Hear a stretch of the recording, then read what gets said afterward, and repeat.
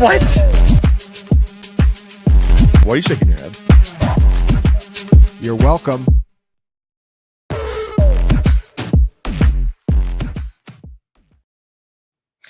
It is the Fantasy Points College Fantasy Football Podcast. I'm Eric Froton with Josh Chevalier and JD Yonke. And yeah, that's right.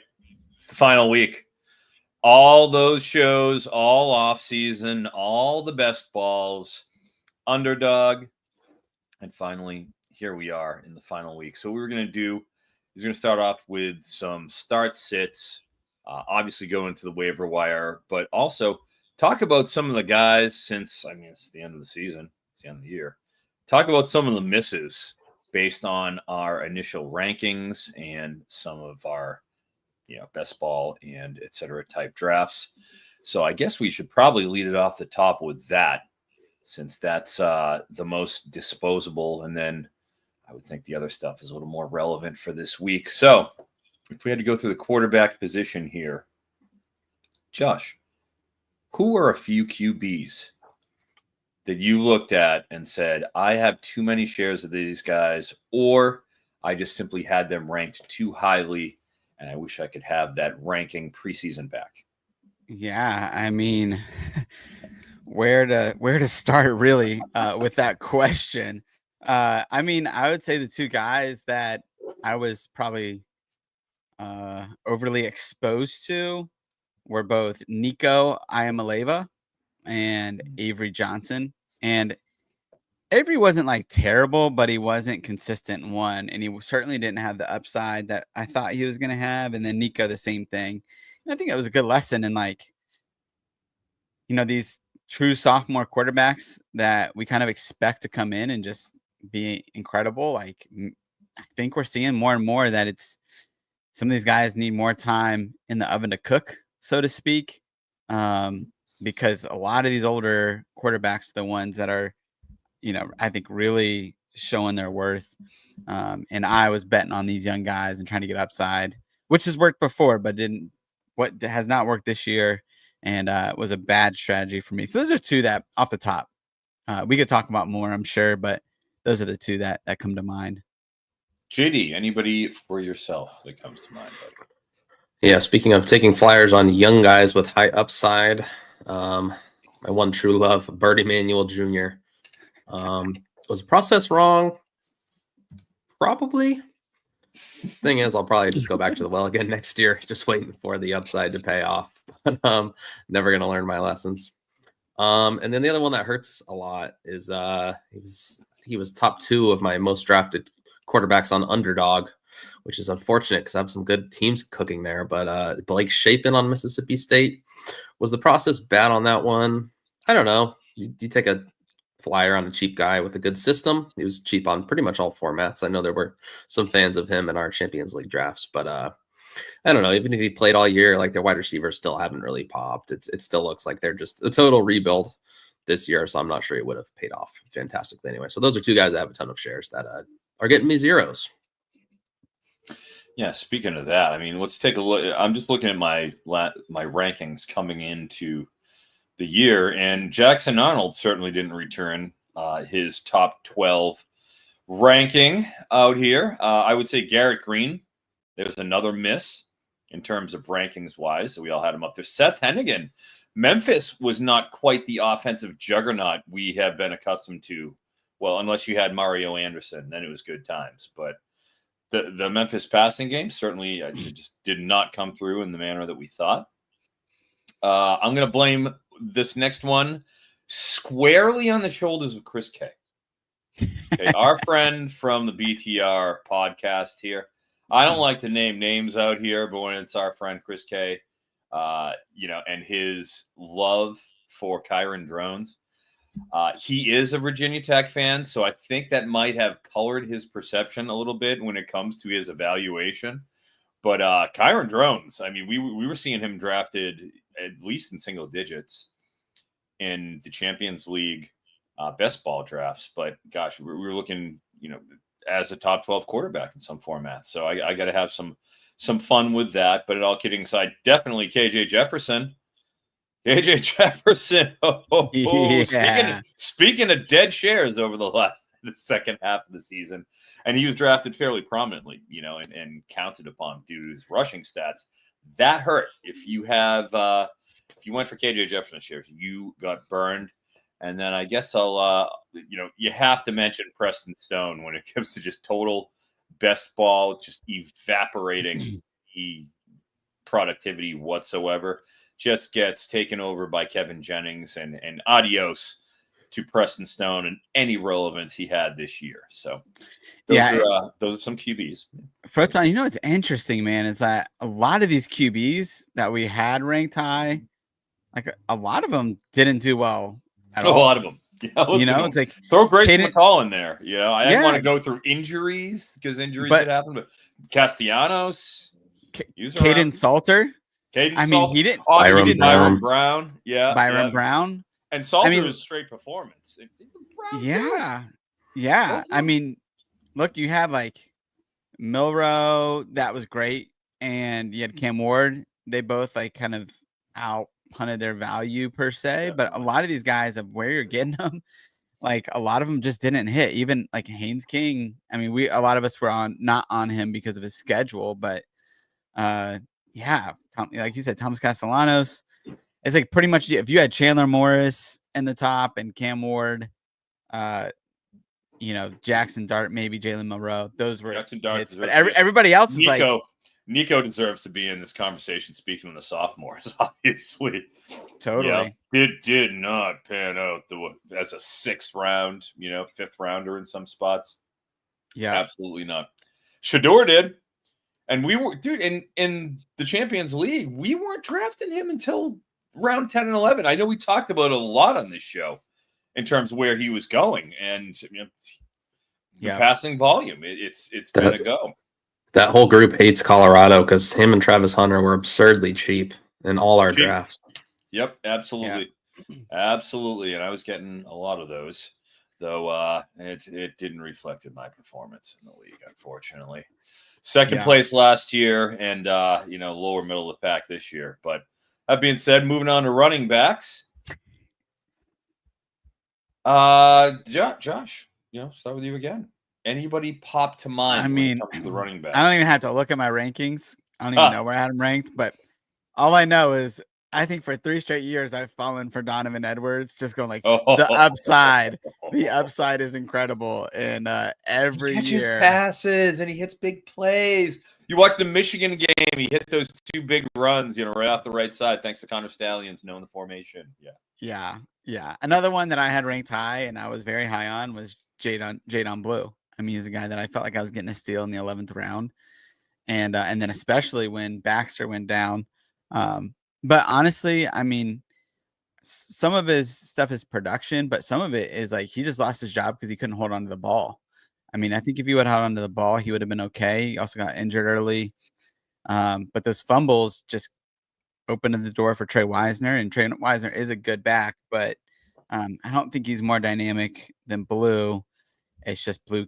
Even this last game, Blue's fumbling once or twice, and it's just like any breakaway, he fumbles. And it's like, this is unbelievable, and things that I should have accounted more for because we saw it last year against Washington, and I was blinded by, again, same kind of thing where a lot of times I'll shoot up like way upside, and it's won me a lot of leagues, and it's also in these moments makes me look really stupid.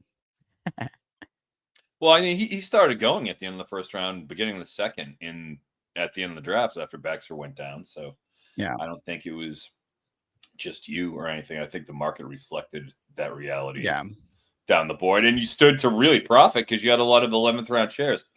We'll get to I don't think that's as big a miss. That was logical. I got a Texas miss for you that I'm going to give it to you on the wide receivers. That being said, JD. Oh yeah. Yeah, one thing that's going through my head when I heard that, so it was just a difficult year. I think it's going to take a while to digest exactly what the new landscape of college football is, and I'm still digesting it because I don't have any solid answers. Like quarterback, we just went over, like the miss rate was incredible this year, and then as I'm listening to running backs, brutal. It's like, okay, well, if the quarterbacks aren't going to hit, just draft a talented running back on a good team, and then you go through it. It's like, well, Jaden Blue at Texas didn't hit. The Ohio State guys haven't hit. Jordan James has been pretty good at Oregon, but the Michigan guys, okay, and they fell off the table. Travis Etienne at Georgia hasn't been worth it. Like, I don't know what the safe strategy is because none of these are working. Usually you're tried and true. So I think it's going to take some digesting. Yeah, go ahead. Well, I'm looking at my top here. I'm just saying in terms of who I had for tier 1 running backs, I had 9 of them. And I'm looking at, if you took one of those tier 1 running backs, 8 of them hit. Genty, Ollie Gordon in the second half has been better, but he hasn't been a miss. Giddens, Hampton, Maffa, Neal, Darius Taylor, for the most part, at least in the PPR, and Jordan James. And the only one I had in that top group that was towards the end is Jaden Ott, and he is a disgrace, as we've talked about. JV Thomas is better than Jaden Ott, and I'm mad at myself for going back and looking, being like, oh my gosh, I had Ott this high. But, that's where we were. He was coming off a good sophomore season. And then, like, even the second tier, Taj Brooks, okay. You avoided that dip after having 300 touches last year. Ishmael Mahdi, fine. Quentin Cooley, until he got hurt, he's cashing in touchdowns. It's been better than Caden Salter. Mario Anderson was there. Kyle Monungai. Like, there's some pretty good investments in that top 15 generally range that if you went and decided to go, all right, I'm going to go running back, you probably did okay with that group of guys we're talking about. That being said, if you took Gavin Sawchuk, pretty much right out of the gate, worthless. Didn't even have a chance of being any value right out of the gate. That was just a straight miss. Abu Sama, Iowa State. Ouch. Just gets thrown in that committee grind. It's overtaken by Carson Hansen. He's definitely not returning his investments. You mentioned Trevor Etienne. But, Tamarian Harden, TJ Harden, miss. And the last one I'll go with Caleb Jackson.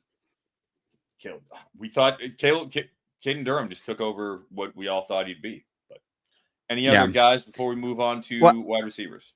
What I think is interesting is like a lot of my strategy, which again didn't pay off this year, was trying, because we've played so many PPRs, is really trying to use some of the NFL fantasy strategy where it's like, hey, go after these PPR guys that can collect you points. And really, I think if you look at that first tier, for the most part, other than Darius Taylor, a lot of those guys really made their fantasy production was on the ground. And it wasn't a ton through the air. It was the Kyle Manung guys that were consistent, the Taj Brooks, these guys that even Ashton Genty this year was not 48 receptions. And I don't know what Ollie Gordon has, but it's not what he did last year.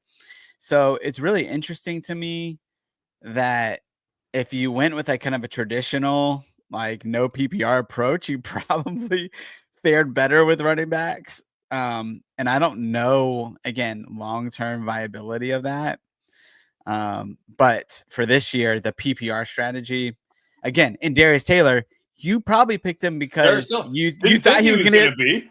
Yeah. Right. And then he is like 4 catches a game. So anyways, you're still like, you're hitting, but you're not hitting for the right reasons on that one. But yeah, that's what I would say with that. It's like interesting that the strategy that to me would be counterintuitive for what we mostly play in full PPR leagues really probably backfired if you're anything like me this year. That's a good point. Yep, agreed. That's a good point. As I say, Josh, that's something I try to factor in my handicapping is like people don't really factor in running back targets like at all. Like these guys are always way overjuiced, like the Coolies and the Manung guys. And then this year, like it was perfect. And so, okay, do we go back to that next year? Like I kind of think it's a fluke. Like it's worked a handful of years for me where that seems to be underrated, but it's been like 100% that way. So many of these guys are not relying on targets whatsoever. Yeah, I would also say there's a level of two of like you can usually get lucky with these running backs these backfields that have 2 running backs that one of them gets hurt. So Ashton Genty last year, right? Like George Kalani gets hurt game 1 and then Genty goes off for 6 games and that's his backfield. That didn't happen this year. Like Quinshawn and Travion were both healthy. Catron and Nick Singleton were both healthy. You just never, the closest thing was Baxter getting hurt before the season. But then that never really panned out. So we didn't really, at least not that I can think of, saw that backfield that was a shared backfield where one guy got all like a heavy volume because somebody got hurt. And that strategy also usually pays off pretty well overall, but it didn't this year. All my strategies just got cooked this year. I run a razor's edge. I don't know about all of them. You might be being a little hard on yourself there, Josh. You've done just fine. But point noted and taken that it seems like, and especially where we're doing all these drafts, we're doing a couple dozen at least of all different stripes over the course of that offseason, and things kind of become somewhat formulaic to us. And then you look afterwards and you're like, all these things I should have seen. Oh, what about this? I shouldn't have taken this guy. I mean, the armchair quarterbacking is just it's non-stop. You could sit here and do this the entire show. And obviously, I'm sure that is similar in the NFL, but you don't even have to say those things in the NFL because everybody knows who all the guys are that are up at top and who busted and who didn't. With us, we forget. I mean, God, we're week 14. We forget about some of these guys that are even, like that has completely been erased from relevancy. Like, goodbye, Caleb Jackson. Chip Trainum. Who? Right. Yeah, he's gone. Cam Cook. Exactly. Bye-bye. Bye, Cam Cook. And it's interesting. I've heard Parker Jenkins. Remember Parker Jenkins? Haven't uttered his name in 3 months. Yep. And it's interesting. Like, I've heard analysts basically say, like, I'm gonna like do my analysis based on the first 4 weeks of the year because I know that if they hit that in people's minds, that's what they'll remember. And it's not a bad strategy if you just want to sell some subs, but I think on the other end, it's like it is interesting. You just forget about who you got. Oh my gosh, we totally forgot to take a break at like 8 minutes, so we should probably do that real quick and then come back, talk wide receiver misses. All right. Go ahead, Proton. No, you're good, man. That was on me. That's my job. Proton, do you want to start off with any of your wide receiver misses? Yeah, and my job is to rant.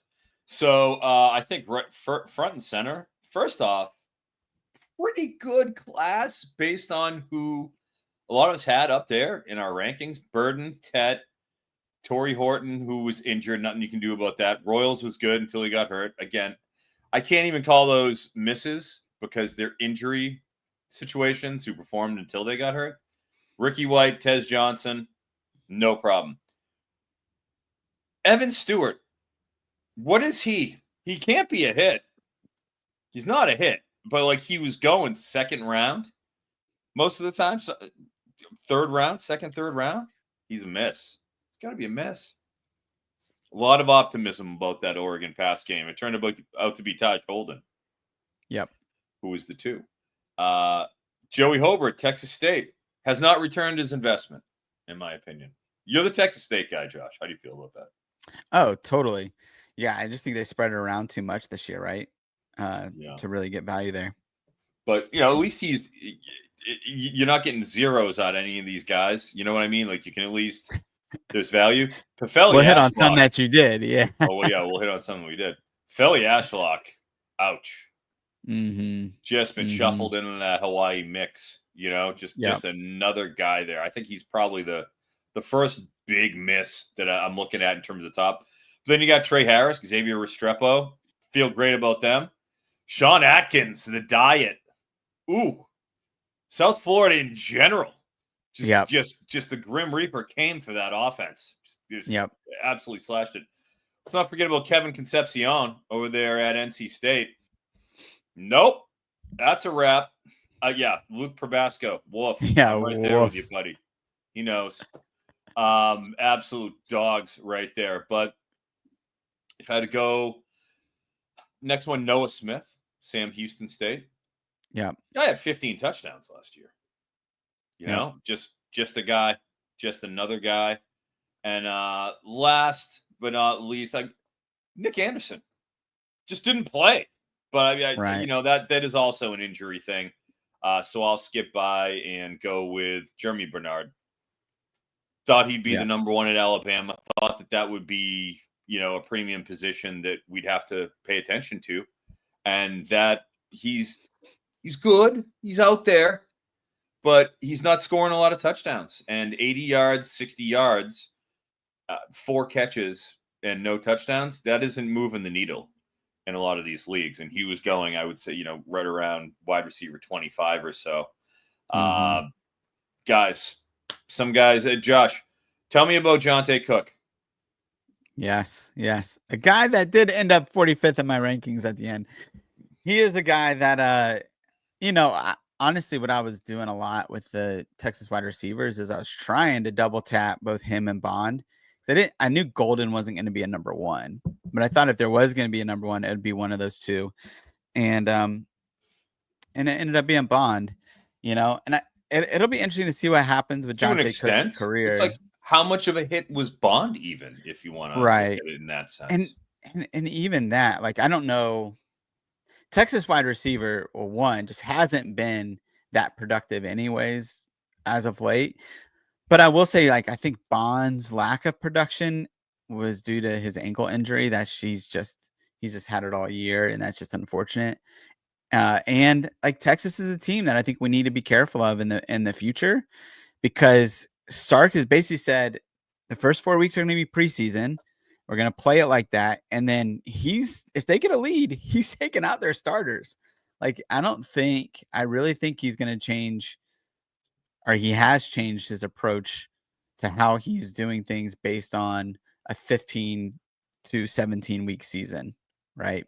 So yeah, overall, but yeah, Jonte Cook was definitely a bad one in general, but man, but we go for hit. It's the power 3 theory. It's the potent offense wide receiver 3. We're looking at it as a potent passing offense. The thing where the problems we get into is the last 5 weeks. Georgia, 211 passing yards. Yep. For Quinn Ewers. Arkansas 2 weeks ago, and this is playoff time, 176 passing yards. Last week against Kentucky, 191 passing yards to go around. It's not this giant pie that we have to take a bite out of. And the emergence of Gunnar Helm as a red zone threat, as legit touchdown weapon, is really kind of suppressed what these wide receivers are doing. You just haven't seen, especially on a props front, you can't be taking too many over positions on these Texas wide receivers because you don't know who it's going to be from week to week. It kind of shuttles between them. Unless it's Gunnar Helm. Yeah, well, that's tight end. It's not receiver. Right. It's Gunnar Helm every week. I mean, right. And nobody had Gunnar Helm. It was all the transfer, Alabama transfer. Yeah, like, oh, that's who it would be. Gunnar Helm took it, and gosh, he's put himself on the NFL radar, I have to think, at this point. Oh yeah, for sure. Yeah, look, other guys around there too. Like, you have Derwin Burgess, Will Pauling. I mean, a lot of these guys, guys that we liked, right? Like Trey Wilson. Trey Wilson. I mean, injuries. Again, that's an injury thing. It's funny, more injuries at the top end with the wide receivers this year than there were with the running backs, frankly. Right. And I think you could argue that, like, Tet McMillan, like, did not live up to his billing as, like, the wide receiver 1. I mean, I think the same thing with Ollie Gordon. You have these guys that you pick in certain places, and you end up really suffering because early on in the season, right? Tet had that first week that was incredible, but then he had some, like, pretty bad weeks, and it's like, if you get set behind early on, same thing with Ollie Gordon, it's like that can really hurt you in the standings. You're playing comeback for the last 6 weeks of the season, and it's hard to catch up. So, T-Mac's a guy that I liked quite a bit, as we all. And I don't think he's lived up to, again, relative to expectation, I don't think he's lived up to it personally. I think you're right, certainly, but it's just a matter of perspective there. But JD, anybody? Wide receivers. Yeah, the 2 early guys who stood out that I had a lot of, the 2 slot guys, Sean Atkins and Kevin Concepcion. Concepcion just really hurts, and I still don't know about that one. I want to see if they had a full season of McCall. I still don't think Concepcion would have smashed, but, like, he comes out of the gates, gets those 3 touchdowns, is funneled targets just like last year, and then with Bailey, I know Bailey's like put up some decent yardage, but it's been weird stuff. Like none of their receivers have done anything. Like Smothers is going for 90 yards here and there. Jolly's getting some. Right. Like, I don't think that would have happened with McCall, right? But maybe it would have. We don't know. They got a lot of pieces. We still don't know. But Atkins just hurts.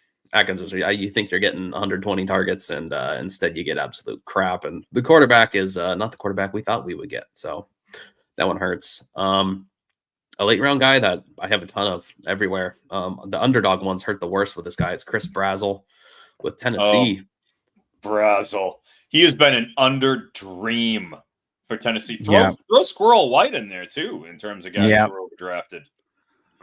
You think you have last year, like the total fall off, but okay, you lose Hendon Hooker, you get Joe Milton. I mean, fall off is to be expected, but for the passing offense just to have not taken off. I mean, I'm just thinking you're getting a cheap Tennessee guy as like one of your last wide receivers on underdog. Now, what I wish, because the three guys I was clicking in that range are him, Jordan Tyson, and Dejon Stribling. Now, why is Brazel like my highest of those guys? I don't know. I could have had so many good teams. I'm really, really, really hurt. Nice wins out of three. Right on.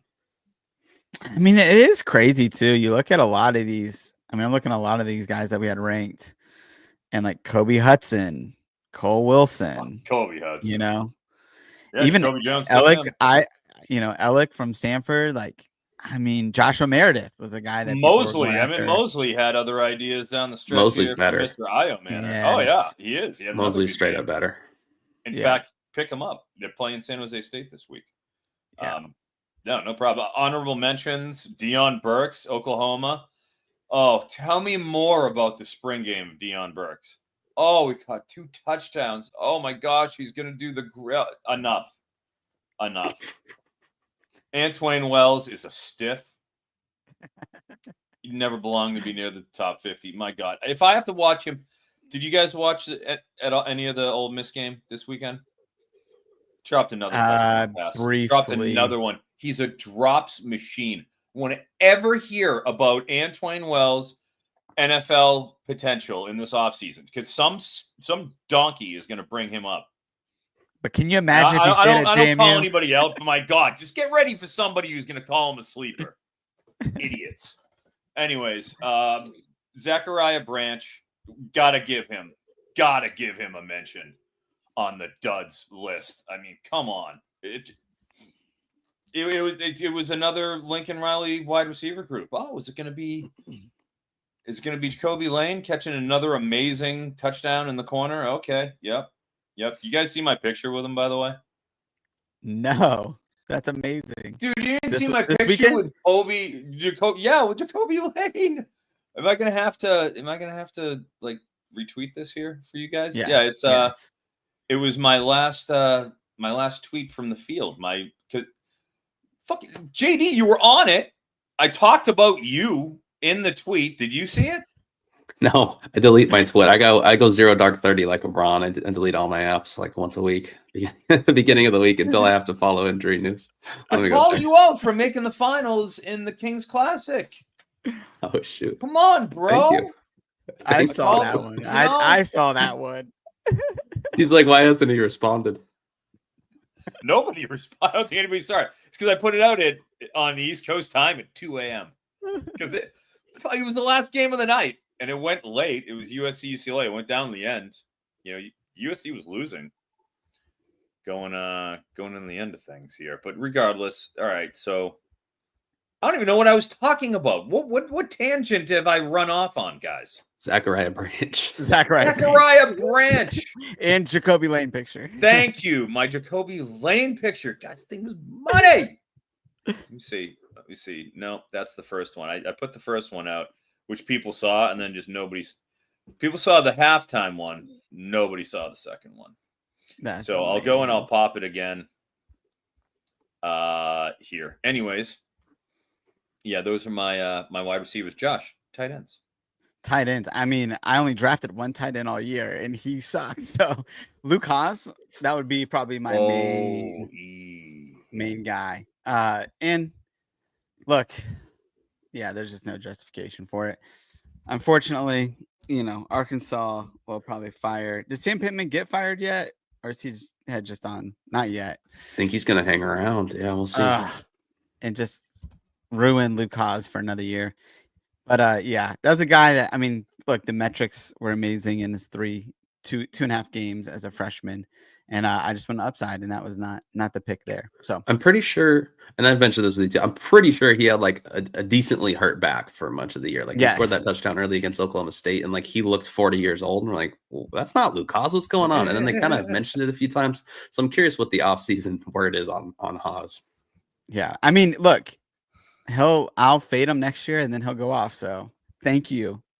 You guys should all have send me thank you cards next year. When I fade. Of course, I always do, man. You know that. You know how I roll. You're charitable, man. You deserve all the accolades. As far as tight ends go, one sec. We get down there. Luke Lachey. Yeah. Just come on. How does Iowa's offense resuscitate itself? Pop a 40-point game every once in a while. They're actually a real offense again, despite they're on QB3, Jackson, Stratton, Oakmont. It doesn't matter to Luke Lachey. Somehow they didn't bring their tight end along. It's the one thing that didn't go along in the offensive revival. I'm shocked. Caden Prescorn was a top 10 tight end. He got pretty much taken over by Daquan Wright.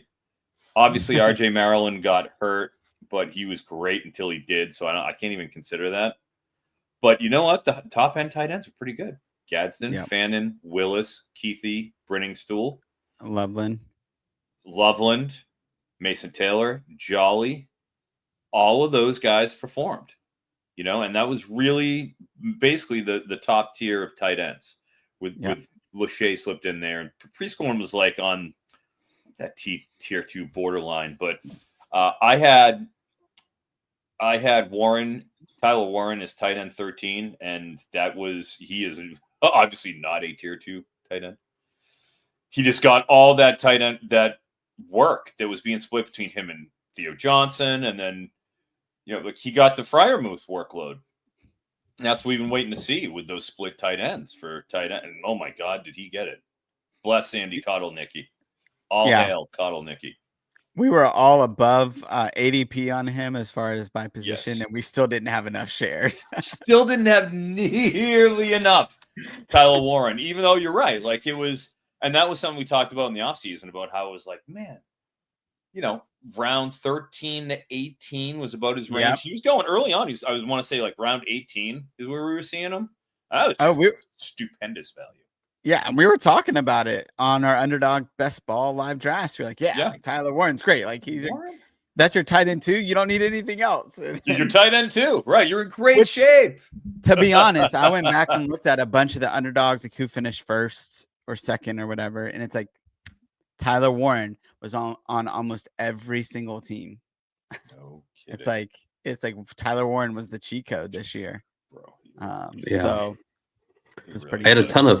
I got a ton of Tyler Warren on Underdog. So my top 3 tight ends looking at him, which this was one position I did well on. Didn't do well on every position. Running back was not a good one for me this year, but Tyler Warren, Max Clare for Purdue, who's just kind of an easy cheap hit. Aronde Gadsden. I feel absolutely great about all these. And then above them all is my number 1 drafted tight end is Seydou Traore on Mississippi State. So at least you got him in like round 25 or something. And at least that, but even then it's like I'm deciding between him and Claire. And I think it was a bye week thing because I really wanted Gadsden and Warren on like all my teams. I want to say they had the same bye weeks. So instead of just taking them both like a normal person and just take a 0 or whatever, just talking myself into Traore on like 50% of my teams. And it's just like Fortan mentioned, like sometimes it's just obvious. Like you just like a guy and there's reasons you like him. And yes, I like Tyler Warren, but don't draft him because of a bye week or don't draft him because of this or that or this or that. And it's like sometimes just like simplify it and draft the best player. Yeah. And don't draft Jack Felling. Don't draft him. Dude, I feel that I won't call him out. Our buddy Moxley, he made Velling like the centerpiece of his underdog strategies. I just remember looking at him being like, oh God, bucks. Come on, I love you, buddy. What are you doing? Come on, buddy. Love you, bucks. But yeah, that didn't work out too well. The Velling experiment. He's gone down. He had like C2C buzz coming out of Oregon State. Did not work out too well. Maybe Leland, our boy, who's a listener, can give us shine a little light on that. And then lastly, the Georgia tandem, Urosic and Delp, utterly worthless. Utterly worthless. It was you got lucky that, or you got nothing. Yeah. One out of three. You got lost and lucky every once in a while, but that's it. It was you had to get lucky. It wasn't like an every week thing. Yeah. No, just totally. Talk about the name just fitting. What a horrible situation that was. Perfectly. That's all I got. Yep. No, that's great. Let's take a quick break and we'll wrap up this conversation, and then we'll get into some waiver wire talk. Yeah, it would be fun to rehash this conversation in the off season and just go like, after we dug into some data and going like, all right, here's where, it's so good to like learn from your failures and to like see the and like see where it was like, where was it bad process and where was it just like bad luck? Yeah. There's so many things to analyze and to be critical of. You were going to fail. Looking at this just in a first pass at the top end, though, man, our first 12, to 15 guys are pretty good. Yeah, pretty good by and large.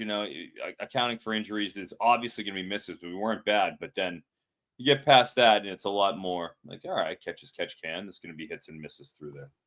Yeah, and it's one of those things where it feels like this year more than ever, it's like if you had certain players, at least in best ball, it's like if you had Chandler Morris, John Mateer, Nick Nash, Ashton Genty. Yeah, like they were just so far. If we had like WAR, right, numbers for fantasy, those guys would be just crushing their positions. So anyways, it's really interesting to look at, particularly relative to value, right? Like to where you got them. Genty obviously at the top, but it's like, man, if you have Genty on your roster, you're probably in the playoffs. If you had, Phil Moffitt, you're probably in the playoffs and you probably lost round 1 or 2 based on what he's done the last couple of weeks. But anyways, like it's pretty interesting. One of my takeaways for this year is, I think most of us are pretty good at hitting later value just in general. But it's like, man, like running backs at the beginning, like you said, Froton, it's like 8 of the top 9 in the first tier, like hit. Right it's on like, the money. If you can, that's rare. Yeah, I will go back and analyze that. You're right, but it feels rare. Right, it does, but like it feels unusual. It feels like running backs. It's like even if a wide receiver hits, unless he's like going bazook, like it's just hard for those guys early on. Even if they hit, for them to put up the amount of fantasy points that a really good running back will put up, or even a quarterback. And it's like at the end of the day, you are just accumulating points. And the farther you go down the draft board, the more risk there is in who you're picking up. And so it's just tougher. And so it's like, man, is it a strategy to just go running back? I don't know. I feel like with QBs, I feel like we've been doing it right. Yeah. Because Brown and Salter, Nico, Arnold, Carrick Green, Seth Hennigan, KJ Jefferson. Yep. And then it's like Avery Johnson was good. Wasn't great. He's okay. Aguiar, Appalachian State lost a little bit of their shine this year. Kyron Drones, as discussed.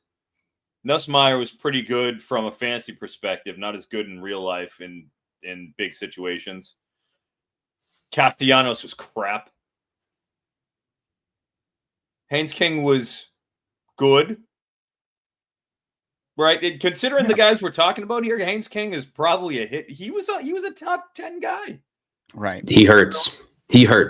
I really wanted him, and everyone's talking about the 3 buys, and I'm like, you got an offense that was like top 15 in every metric that returns everyone, and the guy runs a lot. I'm like, I'm just going to keep pressing him because I think I'm getting like minimum 6 weeks of good production. And who knows if he wasn't hurt? We'll see. He still wasn't putting up last year's stats, but that one really hurts. I want to see how that would have played out. The injuries, exactly. Yeah, it kind of, and that's what you have to factor in injuries because like you can't call something a bust because the guy's injured. I refuse to do that. It's not fair. Yeah, totally. Maybe that's just my stubbornness here. Sluka, no, it's not forget Sluka. Yeah. Oh, dude, Andrew Katz, hardest hit.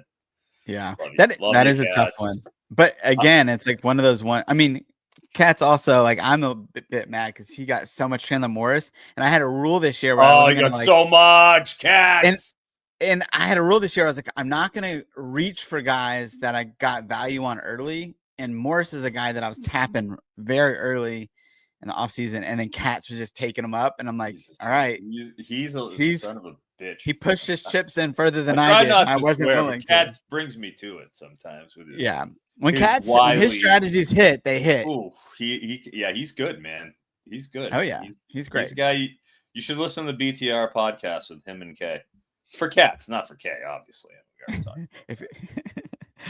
You can fade one and you can tail the other. How about that? Sorry, Kay. I'm sorry, buddy. I love them. Those guys are great in all seriousness. Oh, for sure. But for sure, we probably should segue at some point. Yes, let's do it. We're 41 minutes in the show, right? probably get into the here and now. And into the waiver wire show. You think we should get to some? Maybe. Probably do that. Yeah. Proton, why don't you give us your QBs first, and then JD, you can go next, and then I'll give the goods at the end. I'll go. I tried to keep the QBs deep because as we've discussed in like the last 3 shows, it's like, all right, how many QBs can we talk about here? Right. But I'm going matchup based. Chase Garbers, UCLA, playing Fresno State. All right, he's 7% owned. If you're looking at a QB, you're probably desperate, and it's down to the bare bones at this point. Somebody who's available. If you're in a deep league, you're like, oh, I've got injuries, I've got bad matchups. UCLA playing against Fresno State here. They'll probably put it on him. Everybody's putting it on Fresno State. Like this is not the the Kalen DeBoer, Jim Levitt. This is not the old time your daddy's Fresno State team. Like they gave up 302 passing to Colorado State last week, 244 to Hawaii, 284 to San Jose State. Like I feel good about them. UCLA being able to impose their will on the Bulldogs. You could at least consider that. Oklahoma State, you have to consider Meliuaki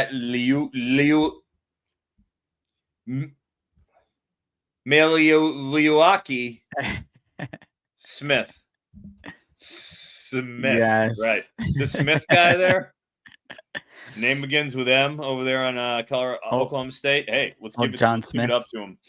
I know that everybody who listens to this podcast was probably pretty excited about the Alan Bowman line this week. We got pass attempts 32.5. We got like 249 on an open for his passing yardage because we all knew. I mean, Alan Bowman, what's the why? What's the point, right? What are we doing here? Unfortunately, Meliuaki Smith did not have his helmet pop off, so we didn't get an appearance out of Alan Bowman. We couldn't catch those unders, but 26 out of 36, please, 72% of his passes for 326 yards and 2 touchdowns. Ran for a touchdown as well. Didn't run for many yards, but I mean, 3 total touchdowns, 326 yards. He looked okay. I mean, given he's playing Texas Tech, but they're playing Colorado. So, I mean, I'm not afraid after seeing Jalen Daniels, what he did of if you're in a spot, grabbing Smith and plugging him in, having a go at it. And then lastly, Bryson Barnes, Utah State's. Petras got hurt. Bryson Barnes came in and put up 41 points. He's 3% owned. Right? I mean, 3% owned. If you're looking for a week, here we are. Bryson Barnes, go get him. Yep, that's a good one. I like it. JD, what you got? I'm not going to have a whole lot on waivers. One, because it's the last week. You're probably not hitting the waivers too hard if you're in championships too, because I'm having browser trouble, so I had to close everything, so I don't have any notes. But Oh man, He's going blind. yeah, but two quarterbacks I know I liked. Cole Snyder, Eastern Michigan, playing Western Michigan. We've talked about him a lot. Western Michigan's defense is god awful. It's a strange game because Eastern Michigan has pretty bad efficiency metrics, but they play at a fast tempo, so they still have fantasy producers. Whereas Western Michigan's the total opposite. They have really good metrics and move the ball, but they've been doing so very slowly, which is surprising to me because they kind of ran fast for portions of last year. So anyway, I think those two combined, I wouldn't be surprised if we get a decent output from both teams would be my read on it. And then other than that, JC French, I think he's on at 26% of leagues, but they're moving the ball and they're playing App State, and things are not going too well at App State. There's some chatter about the coach and total fade train that defense has been all year. So if you need a guy, that's a guy. I love it. A quick shout out to our boy Andrew Katz. He's in the chat talking about Katz is in the chat. So you must have heard us praising him. I mean, that guy, he can't. He's awful. Oh no, he isn't. Oh, he's talking about Sturdivant. Jeez, I watched Sturdivant make a nice catch at UCLA. USC. Nice one-hander. Yeah, a nice one-hander. He's talking some cheddar after. That was nice. Yeah, he was getting it, and then unfortunately things didn't go well in the fourth quarter for UCLA. God, that was a deflated stadium at the end of that game. Let me tell you something. Watch that video that actually retweeted, and you can see as I'm going through the video and talking about teams that made the finals, like JD, and others. You see UCLA get their flag and literally plant it right in midfield, right behind me as I'm filming the video, and I'm like, "Oh, there's a flag being planted." Sorry, but yeah, it was a fun moment. Oh, nice. We got a question here. Yeah, Will Pettit. All right. Can I possibly trust Horvath against that awful ECUD, or am I stuck with Hoover? Got a big champ matchup against a true stud. So you guys going to help him beat me? That's what Will's talking about here. Bench them both. Bench them both. Have confidence in the rest of your skill position, guys. Send a message to them. You don't need the quarterback. There you go. I agree with these guys, Will. I think great advice. Horvath's thumb is messed up. Hoover, they're running Savion Williams out there 50% of the time at quarterback. A lot. You should pick somebody up. You should pick like a Matt guy up or something stat. Like Akron, who are they throwing out this week? Yeah. Ben Finley always. Yeah, who's available? I got one for Will. I don't know if he's available in the 50-teamer, but CJ Akbana, the Buffalo quarterback, he is at 6% owned. I think he's averaging the last 3 weeks 31.1 fantasy points, and 245 and a half on his prop too. Come on. Do you know who they're playing this week? Yep. Kent State. The ultimate defense to play. The greatest defense. They're going to be a key contributor to this the end of this podcast tonight, as I have all Buffalo waivers. I've been capping me some Agbana lines. I know. I've been looking at it like, damn, how can I not take this over here? Kent State's offense, by the way, which ranks dead last in success rate when you filter out garbage time, and first in explosiveness. They either hit a big play or they go absolutely nowhere. Oh boy, yep. That is the Ulatowski way. There you go. Will said he's rolling with some limbo ball. He's all in on Buffalo. Oh, so here we go. We can go to running backs now. Proton, we'll start with you. Just JD, I didn't want to put you on the spot in case you didn't have any notes up or thoughts. So go ahead, Proton. Well, if Justin Marshall is still out there, he's 32% owned. They're playing Utah State, who is another elite bad defense, one of the true greats of 2024. The last chance we get to take a crack at the Utah State defense. So just cherish it, because you'll be wishing you had more of these opportunities. Just remember, this is week 14. Don't get this again for a very long time.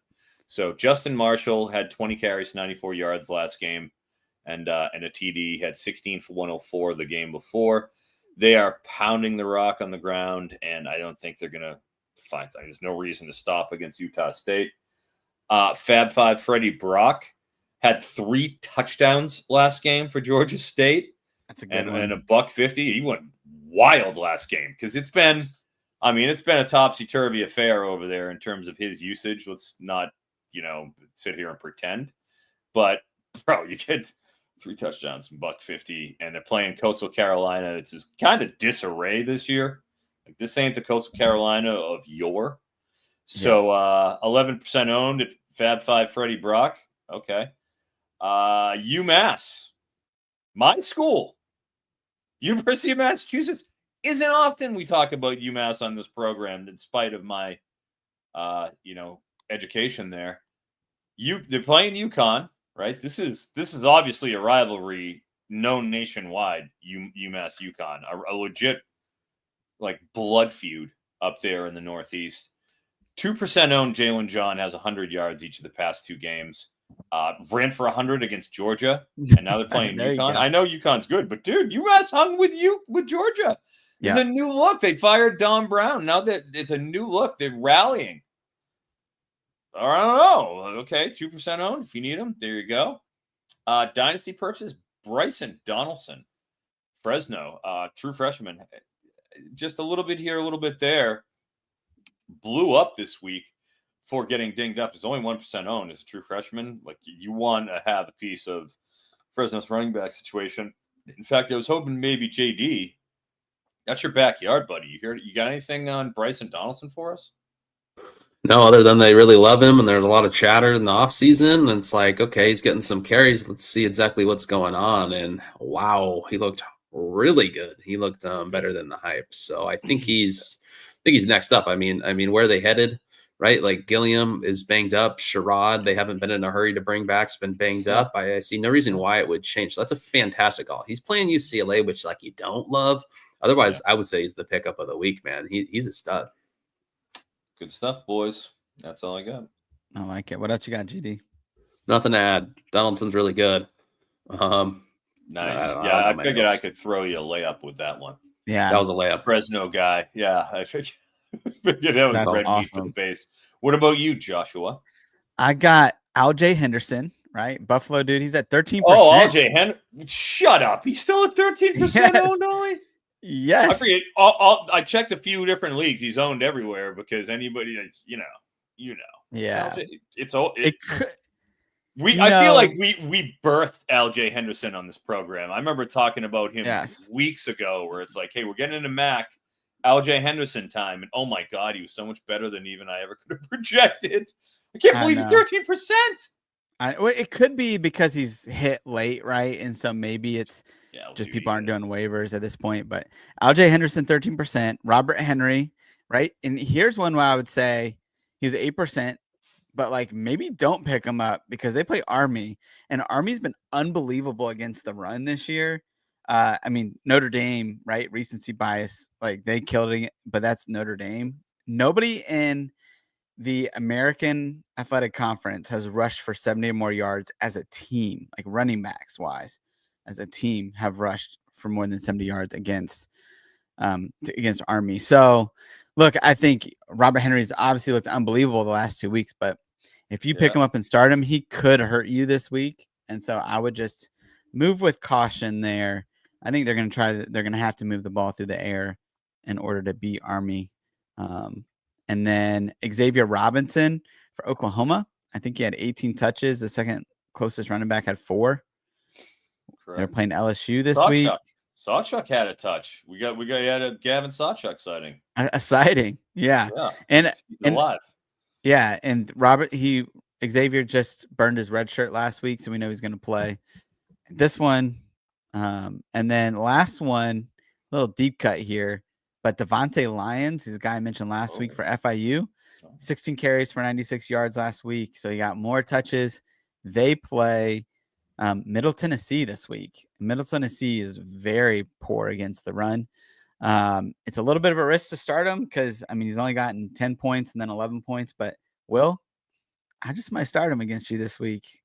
And might bench Nate Noel in favor of Devontae Lyons. So we'll see. Can't blame you. Yeah, that's all I got for that. Let's take a quick break, our last break, and then we'll get into wide receivers and tight ends.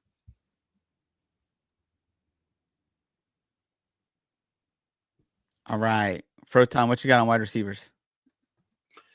Tulsa, Joseph Williams. I mean, he can't be ignored anymore. He's 12% owned. He's had 100 yards in each of the past 3 games. Popped off last week. I mean, enough is enough. And the kids look pretty amazing doing it. To be honest, like some of the grabs he's put on tape, you're like, this kid is serious. So, gotten 10, 9, and 10 targets, 112, 158, and 126, and has 5 touchdown receptions over the past 3 games. He has been, in terms of, you talk about league winners and guys that pop up down the stretch. Joseph Williams, if you've had him in your lineup over the past 2 weeks in the playoffs, you are probably a reason you're in your finals because he's been incredible. So at only 12% owned, yeah, you gotta. Oh, you have, yeah. There you go. 50 teamer. Oh god damn! What a profit. When did you pick him up? What week? Do you remember? Maybe week 9 or 10. That late? Yeah. Oh, that's a big one. If you're deeper, well, I'll go with 14% owned is next. Talked about him a little bit earlier. Emmett Mosley for Stanford. Well, I mean, you want to talk about a guy who's had a pretty nice linear progression as the season has gone on. Is dinged up a little bit, doesn't even see the field until September 28th. But, works his way up. October 19th, gets 10 targets. Has had at least 8 targets in 4 of the last 5 games. And if you look at the last 2, he's even gotten a couple of carries.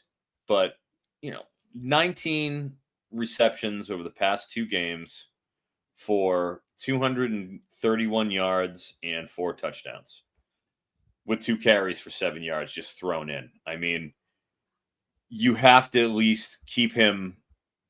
You want him on your roster. He's a true freshman, one of the few true freshmen who has avoided a year 1-0. I think for dynasty purposes, for the fact that they're playing San Jose State, oh my God! If you need a wide receiver, which some people do, you could do a lot worse than him. And then just a couple more quick ones. Another guy I talked about, I don't know if it was 2 weeks ago, I believe, J.J. Jenkins, Buffalo. Hey, he's taken over the number 1 role from the informer, Victor Snow.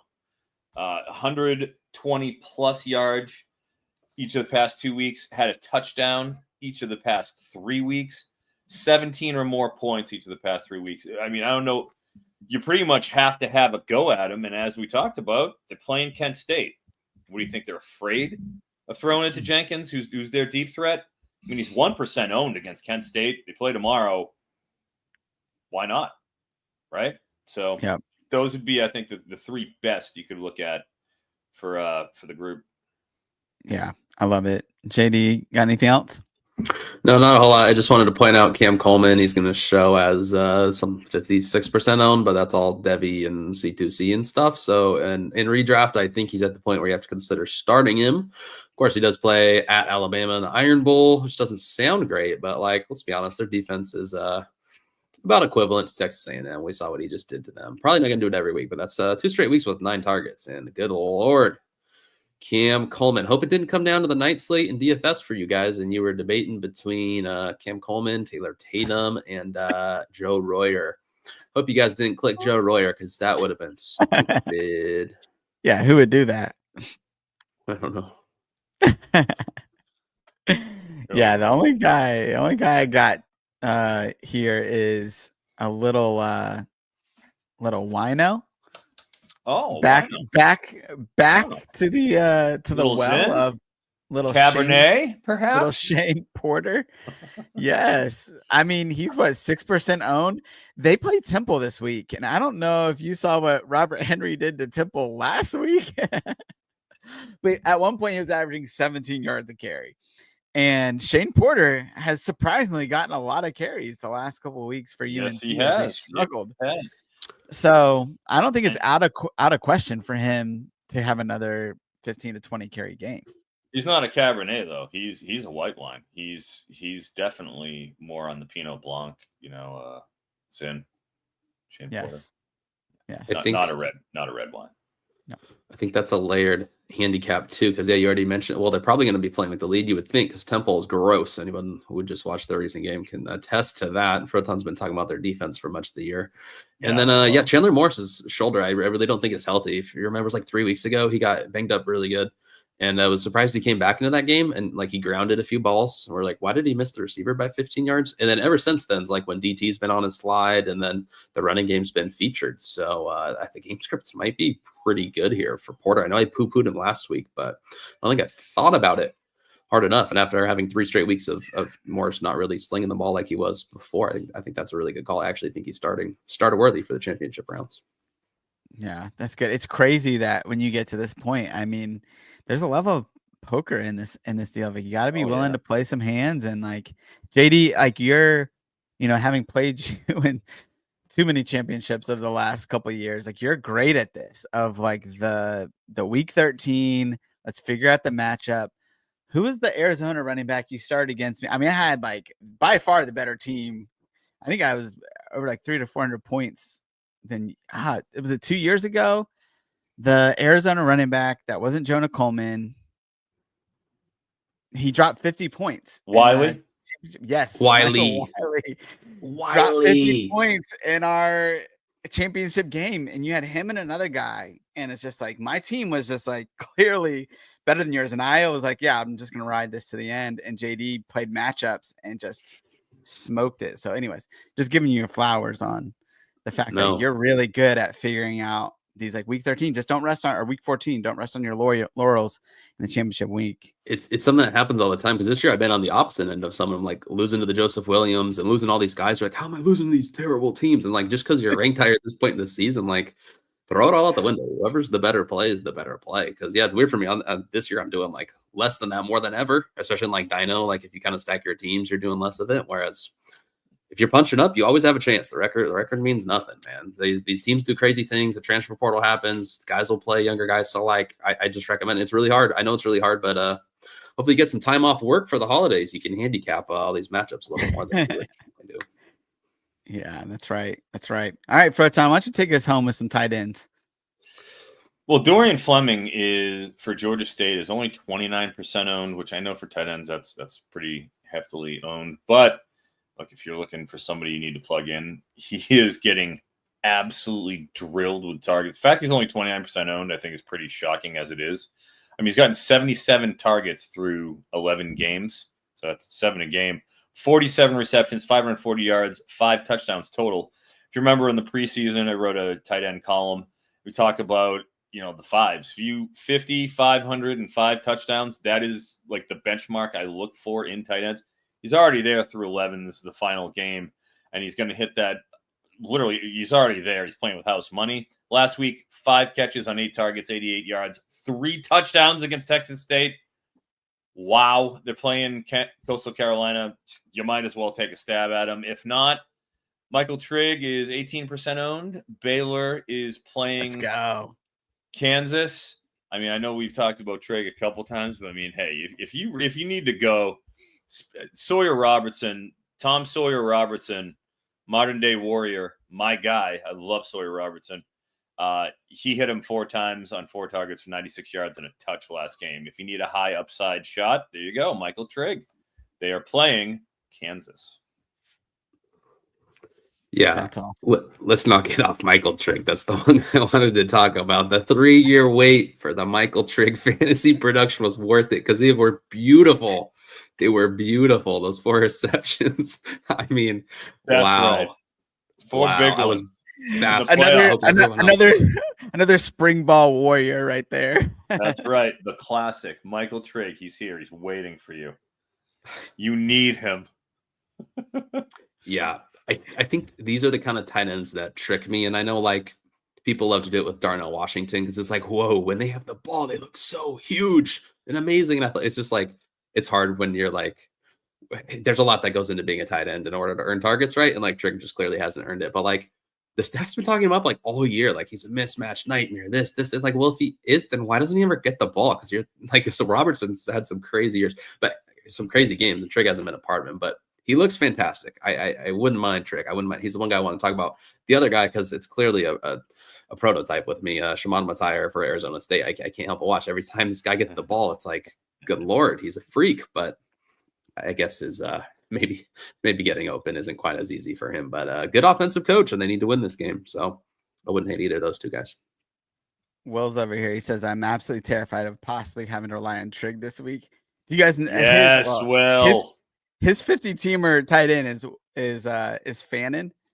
And so if he has to rely on Trig, that means that Fannin doesn't play. Will, if you are listening right now, my father-in-law is a Bowling Green alum, and he's pretty confident that Fannin's going to play. So you got Fannin, I got Gentry. Let's go. Yeah. He needs the Mackey. For sure. They got to boost his stats up this week. He needs to win the Mackey Award. Yeah, absolutely. I mean, he's freaking leading the nation in receiving yards. Is that correct?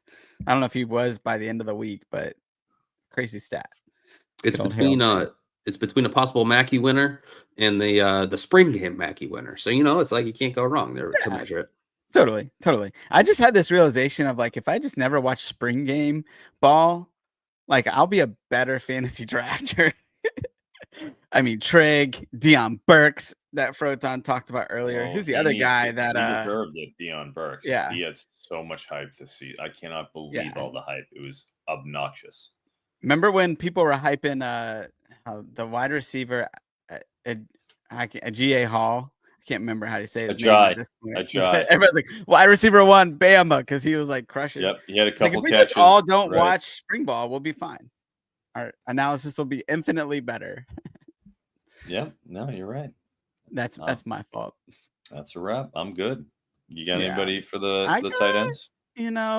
I'm just going deep cut here, man. I don't really have anything. Pat Conroy did, and okay last week for ODU. But Jermaine Terry at 2%. IQ Terry. Top 5 of 6 targets for 92 yards and his first TD of the year. Look, who knows? I mean, Terry has gotten a decent number of targets, and they do play Boise State this week, which Boise State's very good at rushing the quarterback. And I believe that Oregon State's giving up maybe 2.5 sacks a game. So it could be something where they try to get the ball out a little bit quicker. Do we know what Tubner played last week? I didn't watch that game at all. I know 2 weeks ago he was in a walking boot and didn't play. He's their best guy by far outside. I know they have good front four, but other than that, it's a pretty beatable guys, and Tubner's an absolute monster. So that'd be a huge plus to Terry if he doesn't. So I'd check that one. Yeah, that's a good point. Yeah, I'm not sure. So anyways, that's a matchup. Him and Trent Walker are obvious targets this week for Oregon State, as they should get Spirit Walker, my man. Yeah, I was gonna put him on here again, but I was like, you know what, if you guys haven't picked him up by now, amount of times that there's been a lot of Trent Walker talk, I want to say, on this show, and then by proxy, like props too. He in the early and middle portion of the season, we were getting Trent Walker receiving props at like 4.5, 5.5 receptions, just slaying them every week. He was Trent Walker was definitely a friend of the program this year. Yeah, well, this is our last official show of the year. I think we might do a bowl show potentially if anybody's interested in that. This is our last official show, Josh. I didn't even realize that. Yeah. Gosh. Whoa. Look, we've gone almost an hour and 10 minutes. Thank you guys for hanging with us. Froton, JD. This has been a blast, JD. You are last minute amazing addition to the CFF All Access crew this year. Yeah, when Bainbridge stiffed us. Yeah, but you've done just an incredible job.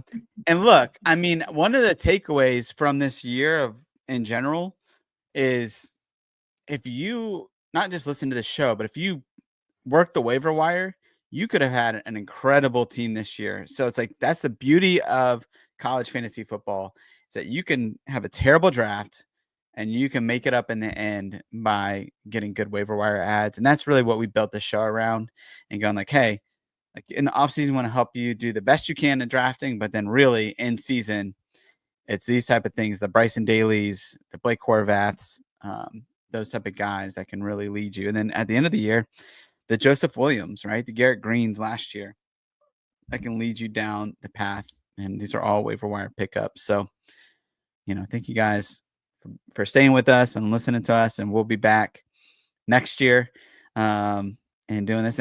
And we got playoff time coming up and bowl games. And so we're going to try to do a little bowl mania, and would love for you guys to join us if you'd like to. JD, Eric, you guys got anything to say before we sign off here? Yeah, I mean, we started this, Josh, you and I, we've been here since, what was it, March? When did we start? Yeah, Was that March 15 or middle of March, right? Yep. My gosh, started this whole thing from cloth, essentially from scratch. And we've done it. I only think I've missed maybe 2 shows since March. I've been here almost every week, I think. Yeah. I mean, during the season, I think I missed one. It was the hell travel day I had coming back from Auburn through Atlanta. Right. That was the only one I missed during the season. And, probably maybe 1 or 2 others during the summer. But I was here pretty much every week. It's been you and me. It's just amazing to think. Yeah, it's been us. It's amazing to think how, it's over already. The NFL guys don't realize how good they have it. We completely transitioned now. Like in props, in fantasy, like it all changes from this point forward from week 14 to where it's bowl season now. So that's part of the fun. That's part of the glory of college fantasy. I'm just thrilled that we have the opportunity to do the show, that FantasyPoints, want to give a shout out to them and how they supported this show, and they took a chance in putting us on the air. JD's come on and help us keep the momentum going into the season. Obviously, you've been an instrumental addition, but without FantasyPoints going and believing in us and wanting to expand their college fantasy lineup, none of this, we wouldn't be here, So I just have nothing but respect and thanks for anybody, whoever the decision maker was who greenlit this. I don't know, Josh. You know all the things behind the scenes. I don't. But whoever that was, thank you. Thank you to our producer, the great London, Thomas Tipple, obviously Trey, our other 2 producers. We got 2 of them. And Bainbridge, Zach, and then that's it. That's our crew. So Josh, JD, Bainbridge, Zach, myself, for all of us. Just want to thank everybody for watching, and I can't wait to do it again next year. We'll probably start right around the first Champions League draft. Is that about right? Does that sound like a that's good right, Mark? Yes, sir. All right. Well, that's until then. Do small things with great love.